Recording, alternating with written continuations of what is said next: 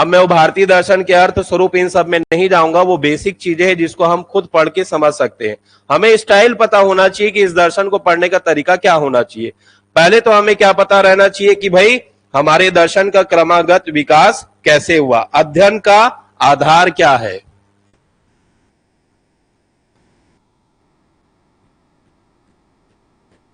Base of study, दृष्टिकोण क्या है, पर्सपेक्टिव क्या है, क्योंकि हर दर्शन में देखेंगे थोड़ा दृष्टिकोण जो है किसी भी चीज को समझने का वो क्या हो जाता है आपका, अलग हो जाता है। दृष्टिकोण के बाद अगर आप देखेंगे उनके दिए गए मत या सिद्धांत क्या होते हैं।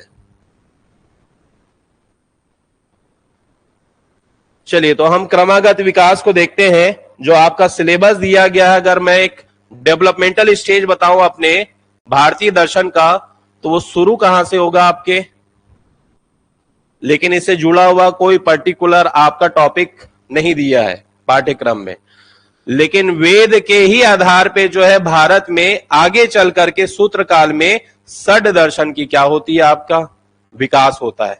वेद निंदकः के आधार पे क्या हो जाएंगे, आपके दो भागों में संप्रदाय को बांटा जाएगा, ऑर्थोडॉक्स और हेटेरोडॉक्स, यानी आस्तिक और नास्तिक।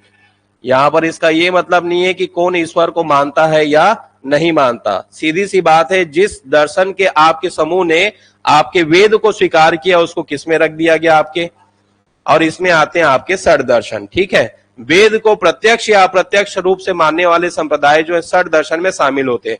जिन्होंने वेद को अस्वीकार कर दिया वो किस में आ जाएंगे, आपके नास्तिक में। और नास्तिक दर्शन में शिरोमणि जेनिथ ऑफ हेटेरोडॉक्स किसको कहा जाता है, चार्वाक को कहा जाता है। ठीक है, नास्तिक में हम देखेंगे तो जैन, बौद्ध और आपका चार्वाक। अब इन दोनों दर्शनों में देखें, अगर हम जो संप्रदाय बनाए गए हैं इनका अध्ययन का आधार क्या रहेगा, क्यों अपने दर्शन को प्रस्तुत कर रहे हैं। तत्व मीमांसा, मेटाफिजिक्स सबसे बड़ा जो केंद्र रहा आपके भारत में दर्शन का, आस्तिक में तो खास तौर पे। ठीक है, जैसे हम आस्तिक दर्शन में देखेंगे चाहे आपका सांख्य हो, न्याय हो, ठीक है, वैशेषिक दर्शन हो गया, आपका मीमांसा दर्शन हो गया, इन सभी दर्शनों में 6 दर्शनों में क्या मूल विचार है जो आपका बकायदा सभी दर्शनों ने स्वीकार किया है, जगत यानी कि आपका सृष्टि संबंधी विचार। लेकिन सभी जो है अपने अलग अलग दृष्टिकोण से इसको प्रस्तुत करेंगे। सांख्य दर्शन जो है आपके अपने अलग दृष्टिकोण से आपके जगत की उत्पत्ति को बताएगा। वैशेषिक दर्शन जो है परमाणुवाद को क्या लेगा, आपका आधार लेगा। ठीक, योग दर्शन में देखेंगे तो आपकी सृष्टि की व्याख्या क्या मिलेगी, अलग मिलेगी। जब भी आप दर्शन को पढ़ेंगे आस्तिक को, तो हमेशा इस चीज को याद रखिएगा कि वो जो आपका मत या सिद्धांत दिया गया है वो किस लिए दिया गया है, और जो भी अपने जगत संबंधी विचार देगा उसका आधार जरूर बताएगा, कार्यकरण का सिद्धांत। उसके बिना उसका जगत का सिद्धांत या दृष्टिकोण जो है कभी भी सिद्ध नहीं हो पाएगा। सांख्य दर्शन का क्या है, कार्यकारण का सिद्धांत। सत्कार्यवाद, न्याय दर्शन ने क्या दे दिया आपका,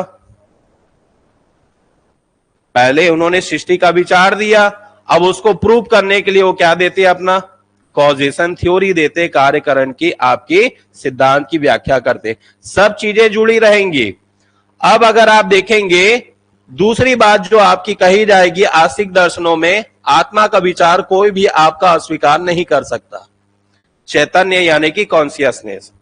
इसके बिना जो है आपके आस्तिक दर्शन भी आगे नहीं बढ़ पाते। ठीक, अब अगर आप देखेंगे जैन दर्शन में, जैन दर्शन के आपके अध्ययन का आधार क्या होगा, पहले तो आपको यह पता होना चाहिए कि इन्हीं के खंडन के लिए जो वेद विरोधी रहे दर्शन वो किसमें शामिल हो जाते हैं, आपके नास्तिक दर्शन में। ठीक है, इसमें किसी भी आधार पे देखेंगे तो आपके सृष्टि के निर्माण में ईश्वरीय तत्व को आपके क्या कर देंगे, ये खंडन करेंगे। सृष्टि का विचार इनका जो रहेगा कोई मूल तत्व के उसमें जुड़ा हुआ नहीं रहेगा। इनके अध्ययन का केंद्र क्या रहेगा, मानव जीवन। क्या रहेगा, मानव जीवन या लोक व्यवहार। ये मूल रूप से लोक व्यवहार में अपने ध्यान को क्या करेंगे, आपका केंद्रित करने का प्रयास करेंगे। पंच महाव्रत, अष्टांगिक मार्ग, सुखवादी, ये आपके लोक व्यवहार से जुड़ा हुआ इनका क्या है, मत और दर्शन है। क्लासिफाइड करिए, जो भी चीजें दी जा रही है उसका अध्ययन का आधार क्या है आपका, और उसको दृष्टिकोण से आपके प्रस्तुत करने के लिए पर्सपेक्टिव जो है क्या आपका आधार लिया जा रहा है। अब पर्सपेक्टिव अगर आप देखेंगे, सबका मार्ग अगर आप देखेंगे अपनी बात को रखने का, जो हमारे भारतीय शास्त्र में ज्ञान मीमांसा के अंतर्गत आएगा। बौद्ध दर्शन अपना दृष्टिकोण, जो भी चीज आपके बताएंगे उसका आधार क्या होगा, प्रतीत्य समुत्पाद। जैन दर्शन का सभी दृष्टिकोण का आधार क्या होगा, श्यागवाद होगा, जिसके कारण जैन धर्म जो है ईश्वर के भी प्रश्न पर जो है आपके श्यागवाद यानी उसके दोनों पहलुओं को क्या करता है, आपका प्रस्तुत करता है। अब अगर आप देखेंगे न्याय दर्शन को, तो न्याय दर्शन का दृष्टिकोण क्या रहेगा, न्याय दर्शन अपनी बात को कैसे प्रस्तुत करेगा, प्रमाण।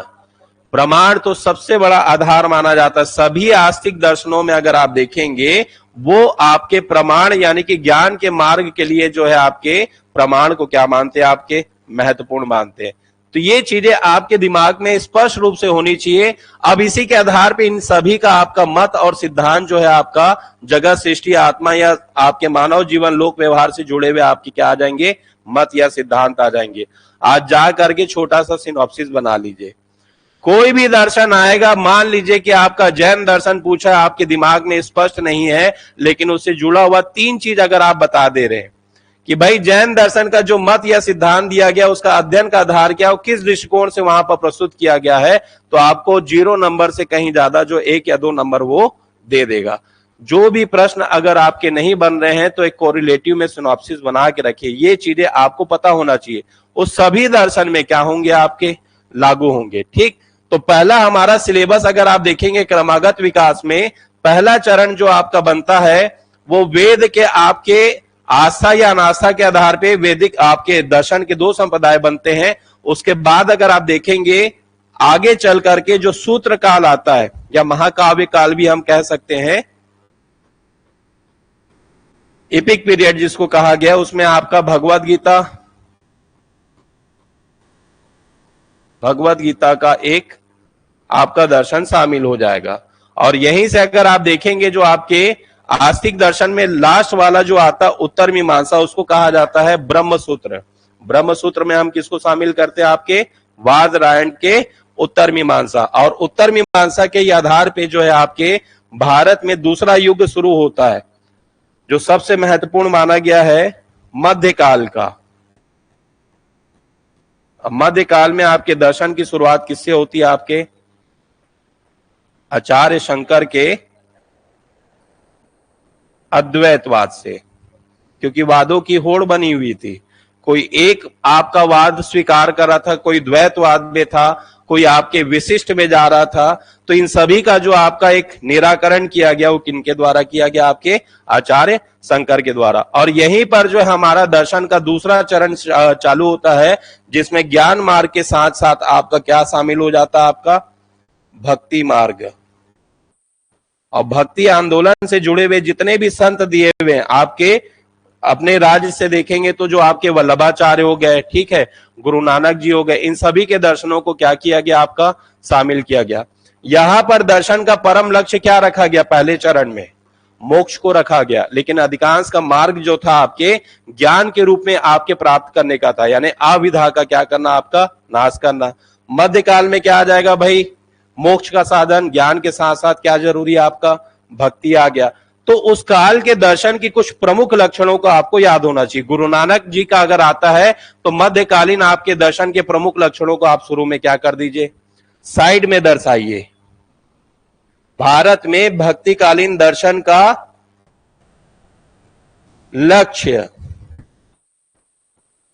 चाहे वो आपके गुरु नानक जी को पूछे, वल्लभाचार्य जी को पूछे, किसी को भी पूछे, भक्तिकालीन दर्शन का लक्ष्य जो अगर आप साइड में अगर सिनॉप्सिस लेकर के 2-3 अच्छी चीजों को लिख देते हैं तो ये मान के चलिए आपका नंबर क्या रहेगा, दूसरों से बेहतर मिलेगा। ठीक, अंतिम जो आता है जिसमें आपके अभी 2023 में एक लॉन्ग क्वेश्चन भी आया था, फिर हम आते हैं दर्शन में, अपने भारतीय दर्शन में कंटेम्प्रेरी एज यानी कि आधुनिक काल में। यहां पर दर्शन का जो लक्ष्य है मोक्ष नहीं रहता बल्कि मानवता का कल्याण। अब हमारे भारतीय दर्शन का जो आपका एम होता है क्रमागत विकास का, वो क्या आ जाता है? मानवता का प्रश्न आ जाता है। और ह्यूमन आपके वेलफेयर को लेकर के अलग अलग दर्शन लाए जाते हैं, जिसमें अगर आप देखेंगे स्वामी विवेकानंद ये वैश्विक परिदृश्य देते हैं, सार्वभौम धर्म की अवधारणा देते हैं। आपके श्री अरविंद हो गए सुपर माइंड अति मानस की अवधारणा, एकात्म मानव दर्शन दीनदयाल उपाध्याय का जो दर्शन आ जाता है। ठीक, ये सभी चीजें जो आपकी किसमें आती है? आधुनिक काल में। और यहां पर इनका केंद्र क्या हो जाता है? मानवतावादी दर्शन। अब मानवतावादी दर्शन के 3-4 आपको क्या पता होना चाहिए? एट्रीब्यूट यानी गुण पता होना चाहिए कि भाई मानवतावादी दर्शन में किन किन चीजों को आपके शामिल किया जाता है। अब आधुनिक काल से रिलेटेड किसी भी दर्शन को पूछेगा, साइड में आपको क्या करना है? मानवतावादी दर्शन के गुण या एट्रीब्यूट को वहां पर स्पष्ट रूप से बताना है। ये एक सामान्य क्रमागत विकास है। जब आप पढ़ेंगे अपने भारतीय दर्शन को तो इन्हीं क्रमागत विकास के आधार पे आपको पढ़ना रहेगा। सबसे मोस्ट इंपॉर्टेंट पार्ट कौन सा है? पहला वाला। सबसे बड़ा डिवोशन जो रहता है किसमें रहता है? भारतीय दर्शन के आपके आस्तिक और नास्तिक संप्रदाय में। बीच का जो भाग है बहुत सरल है, इसमें केवल आपको विचारों को समझना है कि भक्ति आंदोलन के दौरान में कैसे दिया गया। पुष्टि मार्ग भाई वल्लभाचार्य का, भक्ति को आपके जो आधार लक्ष्य बनाया गया उसका मार्ग क्या होगा? वही उनका क्या हो गया? आपका पुष्टि मार्ग। गुरु नानक देव का सबसे बड़ा क्या था? भक्ति का आधार। ये समाज कल्याण से भी जुड़ा हुआ था ना, भक्ति के साथ साथ आप याद रखिएगा यहां पर क्या आ जाता है? आपका सोशल वेलफेयर। और वो समाज के बारे में क्या सोचते थे भाई श्री गुरु नानक जी आपके? क्या ऐसी मूल चीज है जो हमारे भारतीय समाज को मिली है? ये समाज का विकास मॉडल है। गुरु नानक जी के हमारे भारतीय समाज के लिए क्या आपके विचार दिए गए? क्या सबसे बड़ा विचार था? सर्विस। ठीक, बढ़िया है, सर्विस हो गया। और फूड सिक्योरिटी, खाद्य सुरक्षा, लंगर प्रथा, समाज का कोई भी व्यक्ति भूखा नहीं सोना चाहिए। आप जब ऐसे शब्दों को यूज करोगे तो एग्जामिनर आपको 200 से ज्यादा नंबर देगा ही देगा। अब ये जो है आप आर्टिकल को रोज सर्च करते रहिए किसी ना किसी आपके उसके संदर्भ में।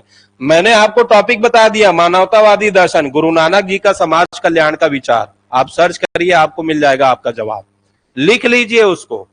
और यही चीजें जो है आपके दूसरे संदर्भ में आता है वल्लभाचार्य के संदर्भ में, तो उनके संदर्भ में आप उस चीज को वहां पर लिखिए। अब मानवतावादी दर्शन जो है राष्ट्र तक सीमित नहीं रहेगा, ये वैश्विक स्तर पे आपके क्या किया जाएगा? जो वसुदेव कुटुंबकम की अवधारणा हमारे प्राचीन उसमें रही जो दब गई थी, उसको फिर से कौन उभारेंगे? आपके आधुनिक काल में। स्वामी विवेकानंद वेदांत दर्शन देते हैं, किस आधार पे देते हैं? शंकराचार्य के ही आपके दर्शन को उन्होंने व्यवहारिक रूप से बताया जिससे उस समय काल के लोग उसको समझ सके।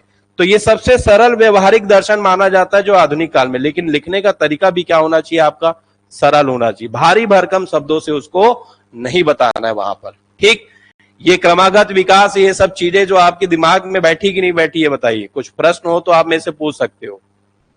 लिखने का तरीका यहीं से आएगा जब अपने आप को पढ़ने में आप क्या कर लोगे? व्यवस्थित कर लोगे। क्योंकि हम जैसा पढ़ते हैं वैसे ही वहां जाकर के क्या करते हैं? प्रस्तुत करते हैं। प्रस्तुत करने से पहले जो है उसको आप ग्राह्य कैसे कर रहे हैं, इनटेक कैसे कर रहे हैं, इसके ऊपर डिपेंड करता है। अगर आप गलत तरीके से इनटेक ले रहे हैं तो आपका प्रस्तुतिकरण भी क्या होगा? आपका गलत होगा। आज आधुनिक युग में डाटा ऐसे ही फ्री है, कोई बुक सोर्स में जाने की जरूरत नहीं है। आप खुद ही उसको सर्च करके रोज अगर थोड़ा थोड़ा करते जाएंगे तो आपका लगभग मैं बता रहा हूं 35 दिन 40 दिन में ये चीज जो है आपकी क्या हो जाएगी? बेहतर तैयार हो जाएगी। ठीक है, अब एक चीज और इसमें देखते हैं, जैसे मत और सिद्धांत है, जो भी मत और सिद्धांत दिए गए आपके भारतीय दर्शन में, दर्शनों का जो अध्ययन क्षेत्र है ये थोड़ा पश्चिमी मॉडल का है, लेकिन आप इसको चाहो तो इसमें स्वीकार कर सकते हो। किसी भी दर्शन का जो आपके सिलेबस में दिया गया उसको 3 भागों में आप बांट लीजिए। एक हो गया आपका मेटाफिजिकल स्टडी, जिसमें आपके जगत यानी सृष्टि, यूनिवर्स के आपके ओरिजिन को लेकर के आत्मा संबंधी विचार या ईश्वर या ब्रह्म की जो कल्पना दी गई है। अच्छा, भारतीय दर्शन में ईश्वर और ब्रह्म में क्या अंतर है? ये दोनों एक ही हैं कि अलग अलग है? अभी जो भारतीय समाज में सबसे बड़ा लोकप्रिय नाम जो है वो क्या है? सब लोग इसी में ही भाग रहे हैं, लेकिन मैं आपको वास्तविक रूप से बताऊं, जो हमारा भारतीय दर्शन है वो किस पे केंद्रित है? अल्टीमेट रियलिटी, ब्रह्म। भारत ही एकमात्र ऐसा देश है जहां पर लोगों ने अपने अनुसार जो है उस सुपर नेचुरल रियलिटी को जो है अपने अनुसार गढ़ लिया है।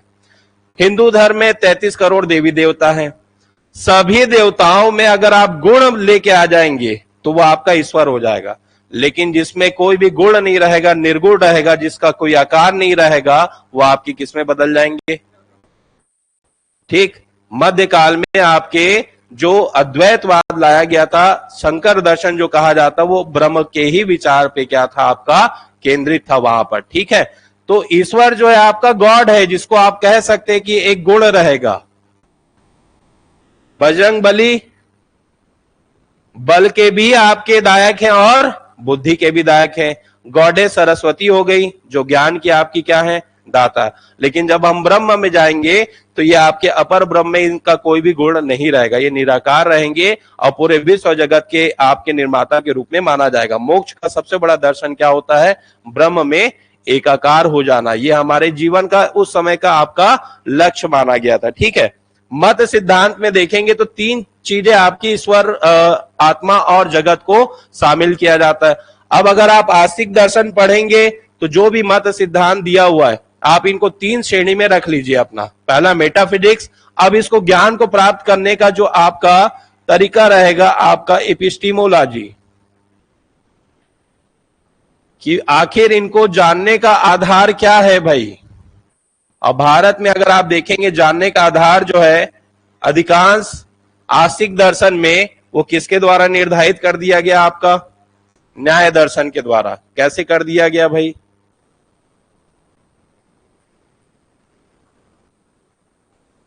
पढ़ते हैं ना, प्रमा और अप्रमा। ठीक, उसके साथ में देखेंगे आपका क्या आ जाता है?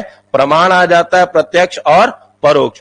आप सभी दर्शनों को देखेंगे तो इनका जो एक मार्ग होता है सभी चीजों को जानने का, वह आपके ज्ञान के आधार पे 2 भागों में बढ़ जाता है। ठीक है, प्रमा में अगर आप देखेंगे 4 चीजें आ जाती है। क्या क्या चीजें आती है? प्रमा का अर्थ क्या हुआ? न्याय दर्शन में बांटा गया ना भाई 2 भागों में। ज्ञान क्या है? 2 मार्गों से प्राप्त होगा। एक तो अनुभव से प्राप्त होगा, अनुभव में देखेंगे तो क्या शामिल हो जाएगा आपका? प्रमा और अप्रमा। दूसरा जो होता है ज्ञान का आधार भारतीय दर्शन में, वो स्मृति होता है। वो गलत भी हो सकती है और सही भी हो सकती है। ठीक, स्मृति का कोई भी आपका वास्तविक तर्क का एक मार्ग नहीं होता, लेकिन अनुभव जो है आपके देखेंगे तो प्रमा हो सकता है, अप्रमा। प्रमा का मतलब होता है वास्तविक ज्ञान, जो चीज है वैसे ही उसको क्या करना? आपका प्रस्तुत करना। प्रमा के कितने मार्ग हो जाते हैं भाई? 4 मार्ग हो जाते हैं। प्रत्यक्ष हो गया, अनुमान हो गया, उपमान हो गया और शब्द। शब्द यानी टेस्टिमोनी। कोई आपका अनुभवी व्यक्ति अगर अपने अनुभव या फिर ज्ञान के आधार पे जो चीजों को दे दिया शब्द को, उसको क्या मानना? आपका वास्तविक मानना। अब सब देखिए, सबका मार्ग अलग हो जाएगा इसके आधार पे। चार्वाक जो है केवल नास्तिक दर्शन में देखेंगे किसको आपके स्वीकार करते हैं? अधिकांश नास्तिक दर्शन में देखेंगे तो प्रत्यक्ष का बहुत बड़ा आपका आधार रहता है। बौद्ध दर्शन भी किसको मानते हैं आपके? प्रत्यक्ष प्लस अनुमान को मानते हैं। ठीक है, सांख्य दर्शन में देखेंगे क्या क्या आ जाएगा? प्रत्यक्ष, अनुमान और शब्द। सांख्य का समन्वयात्मक दर्शन कौन सा माना गया? आस्तिक दर्शन जो है समन्वयात्मक संप्रदाय माना जाता है। कुछ दर्शन जो एक दूसरे की बातों को क्या करते हैं? स्वीकार करते हैं। जैसे आपका सांख्य दर्शन का देखेंगे तो आपका समन्वयात्मक दर्शन क्या है? योग। सांख्य की जगत की आपके विचार या मत को योग दर्शन ने क्या कर लिया? आपका स्वीकार कर लिया। अब उसको पाने का उसने व्यवहारिक मार्ग बताया, आपका योग दर्शन। न्याय दर्शन का समन्वयात्मक दर्शन कौन सा है? जो न्याय की व्याख्या को स्वीकार करता है, वैशेषिक। एक प्रश्न ये भी आ सकता है नए बदलते प्रारूप में कि समन्वयात्मक दर्शन के प्रारूप में योग और वैशेषिक में क्या समानता और क्या असमानता है। आपके सांख्य दर्शन में क्या समानता और क्या असमानता, एक लॉन्ग क्वेश्चन में ये भी बन सकता है, दोनों में समानता और असमानता पता होनी चाहिए। ठीक है, चलिए, तो ये आपका एक दूसरा भाग रहेगा जिसमें आपको जानना रहेगा कि जो चीजें आपकी दी गई है इसमें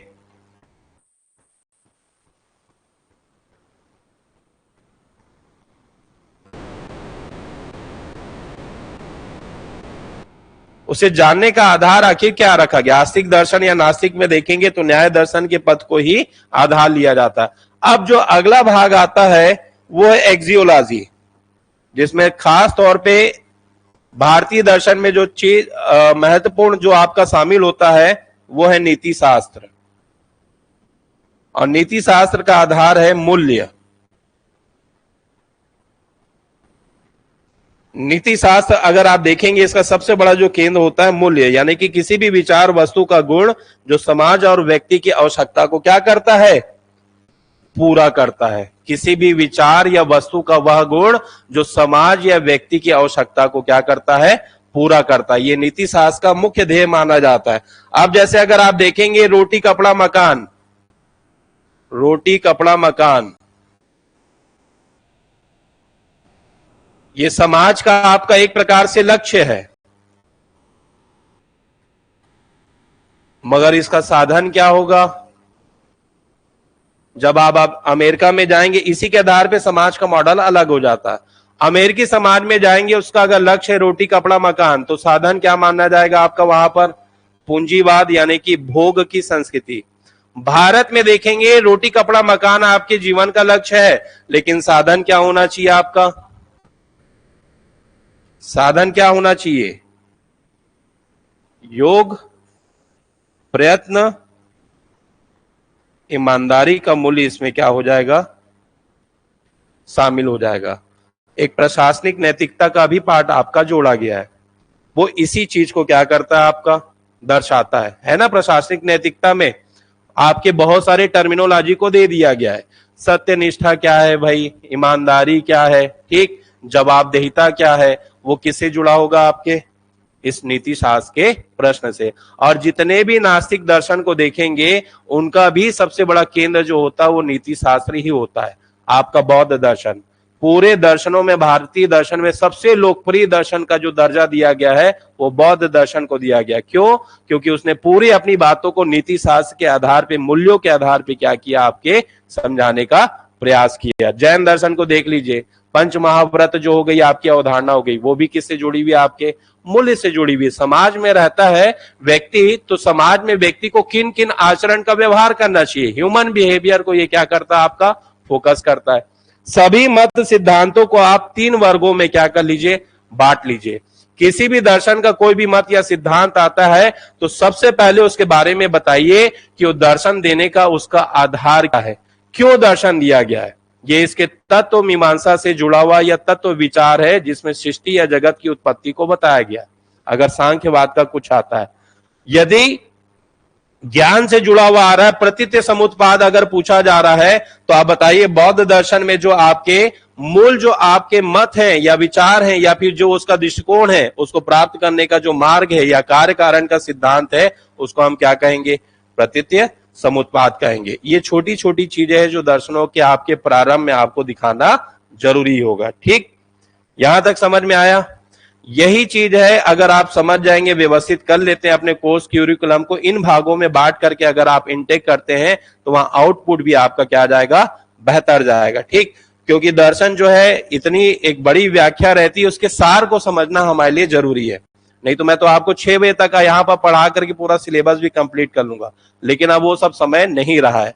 आपको सबसे बेस्ट देने के लिए जो एक परफेक्ट आपका मार्ग पता होना चाहिए, वो जानना आपके लिए जरूरी है। ठीक, अब इसको प्रेजेंटेशन कैसे करें, किसी भी दर्शन शास्त्र के खास तौर पे मैं हमेशा जो है लॉन्ग क्वेश्चन को फोकस करता ही हूं। टेबुलेशन या चार्ट फॉर्म आपको जरूर बताना है, क्या क्या चीजें लॉन्ग क्वेश्चन में आपके आंसर में आनी चाहिए। इस चीज को थोड़ा सा मैं इसके माध्यम से बता रहा हूं कि अगर कोई भी दीर्घ उत्तर आ रहा है तो हमें उसके प्रस्तुतिकरण में किन किन चीजों का ध्यान देना है।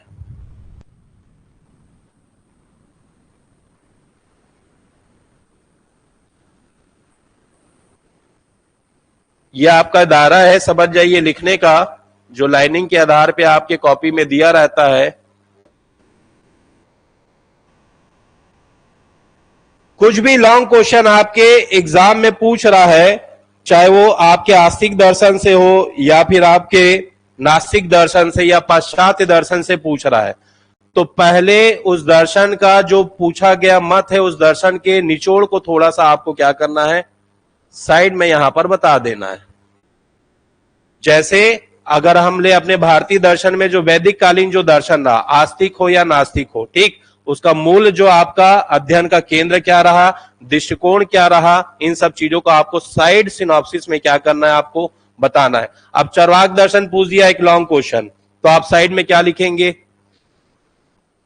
नास्तिक दर्शनों में शिरोमणि, एक लाइन, फिर उसके नीचे लिखेंगे भौतिकतावाद पर आधारित भारत का सबसे लोकप्रिय दर्शन। अपनी सरल भाषा में लिखिए, उसके बारे में छोटी छोटी चीज को तोड़ करके हाफ सेंटेंस में आपको क्या करना है, वहां पर लिखना है, ठीक है। क्रमागत विकास में किस समय का दर्शन है, अगर आपके आधुनिक काल का पूछता है तो मानवतावादी दर्शन। अब श्री अरविंद का पूछ रहा है तो उनके दर्शन का निचोड़ बताइए कि भाई वो मानव को अति मानस के रूप में आपके विस्थापित करते हैं, यानी कि पूरे विश्व के संदर्भ में इसको क्या किया गया, आपका स्वीकार किया गया है। एकात्म मानव दर्शन केवल भारत की बात नहीं करता, उस भारत में पूरे विश्व को ये क्या करता है, आपका समाहित करता है, यानी कि व्यक्ति जो है आपका समाज, समाज से राष्ट्र, राष्ट्र से आपका क्या बनेगा, विश्व बनेगा। केवल विश्व का कल्याण जो है किसी एक व्यक्ति या देश से नहीं हो सकता, पूरे आपके अखंड मंडलाकार जो उनकी योजना रही उसको क्या करना, आपको बताना है। अब जो दर्शन पूछा गया, मान लीजिए कि आपका पूछ लेता है लॉन्ग क्वेश्चन में एक आ जाता है न्याय दर्शन का प्रत्यक्ष। न्याय दर्शन में आपके जो भी दिए गए उसमें प्रत्यक्ष संबंधी विचार को व्याख्या करें। क्या क्या करेंगे भाई, इसमें प्रत्यक्ष ज्ञान से संबंधित मतों की व्याख्या करें। केवल प्रत्यक्ष शब्द लिखा है, 125 या 100 वर्ड्स में आ गया है, तो हम क्या क्या लिखेंगे, पहले तो न्याय दर्शन के बारे में आप बताइए। पूरे भारतीय दर्शन को लॉजिकल फंडामेंटल उसमें लाने में, तार्किक बनाने में सबसे बड़ा योगदान किसका है, आपका न्याय दर्शन का। हर कोई अपनी ज्ञान मीमांसा में इसके आधारों को क्या करता, आपका स्वीकारता। यहां तक कि नास्तिक दर्शन भी देखेंगे तो इसको आपके नहीं अस्वीकार कर पाए, इतना प्रभावी दर्शन है न्याय दर्शन आपका, ठीक है। अब यहां पर आप चाहेंगे कि बोलेंगे भाई मैं गौतम लिख देता हूं, प्रतिपादक है, लिख दीजिए, कहां पर लिखिए, मगर साइड में लिखिए। आपका जो फ्लो रहेगा, मेन आपका जो पूछा गया है उससे यहां पर शुरू होना चाहिए, जो से जुड़ी हुई एडिशनल चीजें उसको आप कहां पर लिख दीजिए, साइड में लिख दीजिए, ठीक। ये एक अच्छा प्रभाव माना जाता है। अब प्रत्यक्ष ज्ञान जो है आपकी किसमें शामिल होगा, क्या क्या चीजें लिखेंगे, चलिए बताइए आप। हम कहां से शुरू करेंगे, इसका जो मेन आंसर रहेगा, न्याय दर्शन में ज्ञान का आधार अनुभव और स्मृति। अनुभव के अंतर्गत जो है उसको प्रमा और अप्रमा में बांटा गया। तो प्रत्यक्ष किसमें शामिल हो रहा है, प्रमा में शामिल हो रहा है। ये न्याय दर्शन में प्रमा का जो है मुख्य मार्ग माना गया। पहली लाइन आपकी यहां पर आनी चाहिए। अब इसके बाद जो है आप प्रत्यक्ष को जो है आप उसको बांटना शुरू करिए। तो यहां पर क्या दिया हुआ है, एक आपका टेबुलेशन दिया हुआ है। अब प्रत्यक्ष ज्ञान से जुड़ा हुआ जो है आपको यहां पर क्या बताना, अपना टेबुलेशन दे दीजिए। और छोटी छोटी चीजों को जो प्रत्यक्ष से जुड़ी हुई है उसको पॉइंट वाइज में आपको क्या करना है, हाफ सेंटेंस में यहां पर लिखना है। भारतीय दर्शन के लॉन्ग क्वेश्चन में ज्यादा नहीं लिखना, हमेशा याद रखेगा। कॉम्पैक्ट आपका वर्डिंग रहना चाहिए वहां पर, हर चीज को वहां पर रिप्रेजेंट करने में। अब जैसे समझ जाइए कि द्वादश निदान पूछ रहा है ना, बौद्ध दर्शन का द्वादश निदान क्यों दिया गया उनके द्वारा, क्या उद्देश्य रहा भाई, पढ़े ना द्वादश निदान, बौद्ध दर्शन में आपका आता है, क्या है ये द्वादश निदान,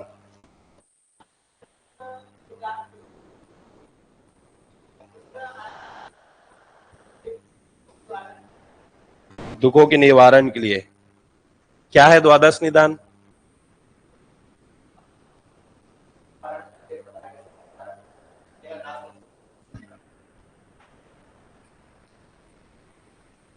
क्या मैं इसको बोल सकता हूं कि पुनर्जन्म कर्म पुनर्जन्म से जुड़ा हुआ चक्र है ये?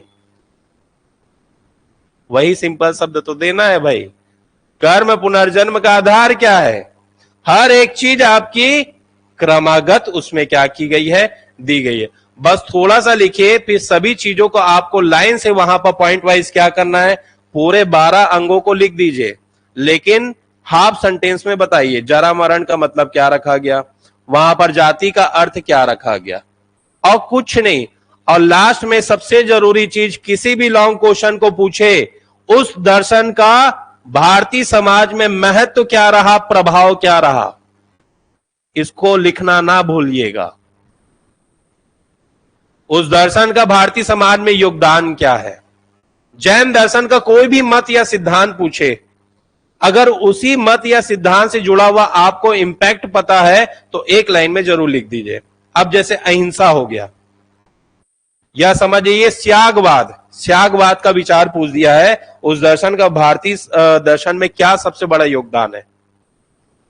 हिमांशु बताओ।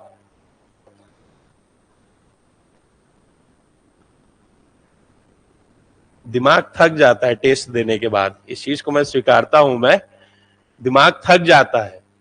और अभी तो आप बड़े प्लीजर स्टाइल में दे रहे हैं।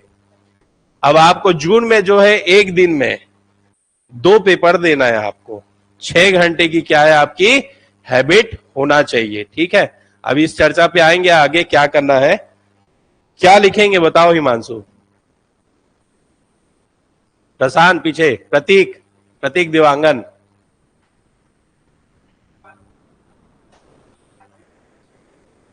बहुत बढ़िया। ये जो आपका मत है जैन दर्शन, ये कहता है कि समाज में विरोधी विचार भी होते हैं और होंगे भी, उनको स्वीकार करना क्या है, जरूरी है। यानी इस त्यागवाद ने आपके भारतीय दर्शन में सबसे बड़ा क्या योगदान दिया। चार्वाक भी रहेगा, चार्वाक के भी मत को हमको स्वीकार करना पड़ेगा। किसी भी आपके विरोधी मत को हम अस्वीकार नहीं कर सकते। विरोध आना अच्छा माना जाता है, क्योंकि उससे किसी भी मूल विचार के नए पक्ष का हमें क्या होता है, ज्ञान मिलता है। यही चीज को आपको लिखना है। अब 4 आर्य सत्य आ जाएगा तो वहां पर हम क्या महत्व प्रभाव बताएंगे, भारतीय समाज में क्या सबसे बड़ा हमें मिलता है 4 आर्य सत्य में।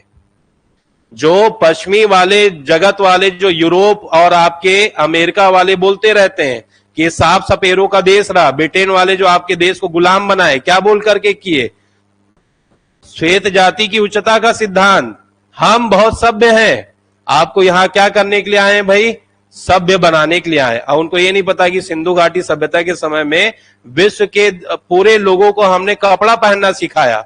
हमने ही पूरे दर्शन के आधार पे अपने भारतीय समाज और दर्शन, मानव जीवन दर्शन को क्या किया, स्पष्ट किया। तो वहां पर आप लिखिए, वहां पर 4 आर्य सत्य का सबसे बड़ा जो उद्देश्य होगा, भारतीय समाज में मानवीय आपके जीवन से संबंधित जो व्यवहारिक सोच हो सकती है, जो दुख है हमारे जीवन में, उसका निराकरण कैसे किया जा सकता है, उस वास्तविक समस्या को इसमें क्या किया गया, आपका प्रकट किया गया। इसलिए तो भारतीय दर्शन को आशावादी कहा जाता है।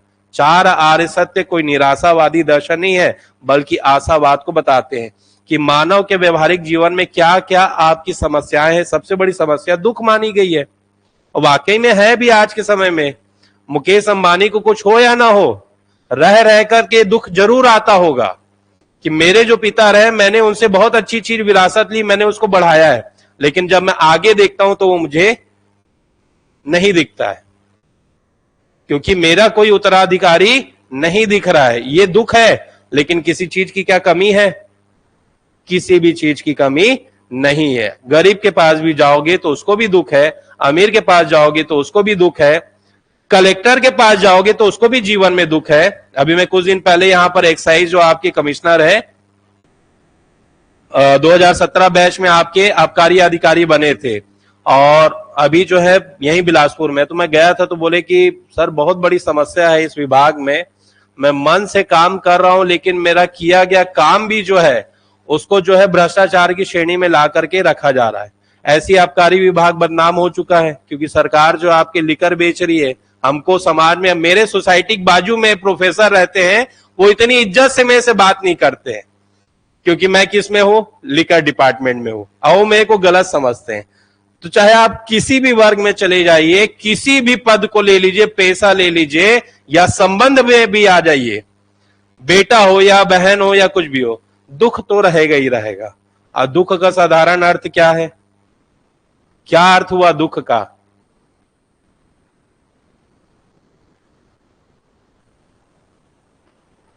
तृष्णा यानी इच्छा, इच्छा का पूरा ना होना, यही वास्तविक रूप से क्या है, आपकी दुख का कारण।